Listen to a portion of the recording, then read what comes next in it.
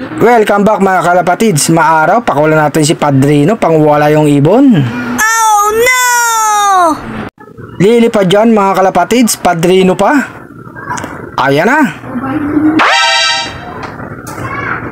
Bumili nga tayo ng Integra mga kalapatids para sa inakay. Durog na Integra. Eto na nga, ang pangwala yung ibon mga kalapatids. Ganadong lumipad, gustong gusto sa araw. Ayaw sa makulimlim. Lipad pa rin si Padrino mga kalapatids. Magbigay tayo ng patoka mga kalapatids. Si Batik pumatong pa. Magaganang kumain. Hindi nga sila nag-away-away mga kalapatids.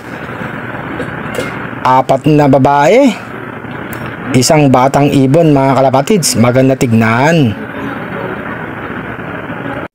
Eto na nga si Padrino mga kalapatids, lumapag na.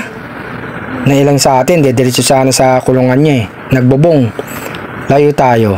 Pababa na yan mga kalapatids. Ayun na, bumaba na mga kalapatids. Talo na, Padrino. May pagkain na dyan at saka tubig. Vitamin. Kunin ko muna si Padrino mga kalapatids. Eto nga yung vitamin nila mga kalapatids.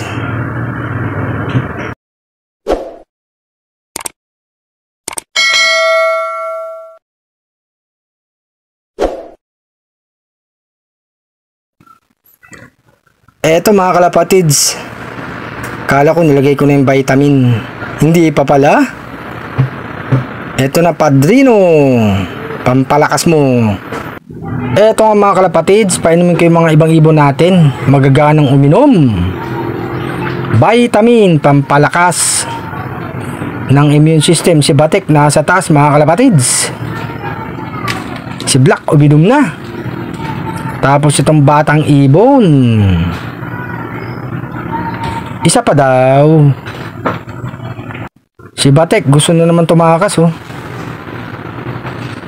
Chumichempo na naman, naghahanap ng butas. Hindi ka makatakas dyan. May takip yung trapdoor.